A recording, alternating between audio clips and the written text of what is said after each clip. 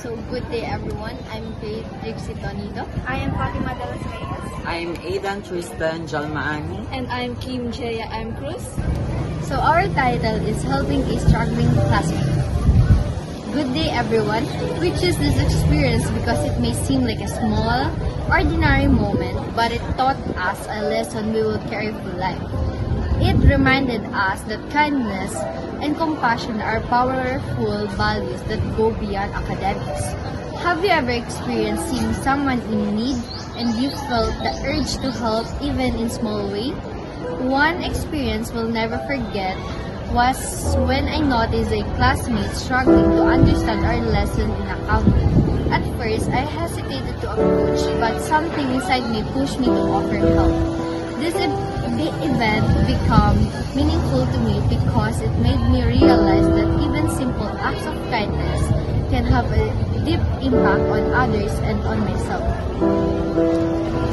Looking at this equation logically, what really happened was very simple.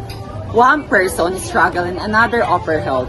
But we look deeper, the concept of justice, love, and human dignity appear. Helping someone in need is not just about academics. It's about recognizing the dignity of another human being. According to the philosophy of Immanuel Kant, every person has intrinsic worth and we must treat them as end in themselves, not just as means to end it.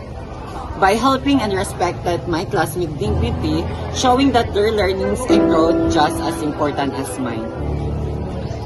This act also reflects the universal value of love, understood in the philosophy as a gift or selfless concern for others.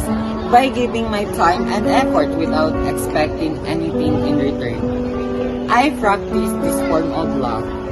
Finally, the concept of justice is involved because fairness means making sure everyone has a chance to succeed.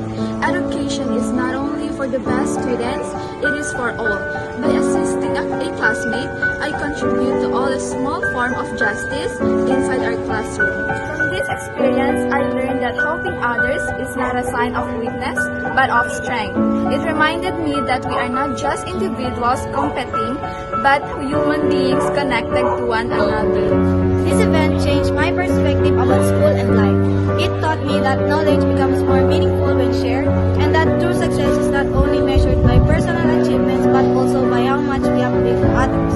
As the philosopher Albert Schweitzer once said, that purpose of human life is to serve and to show compassion, that the will to help others. This, for me, is the greatest lesson, that small acts of kindness are reflections of greater philosophical truths about dignity, love, and justice.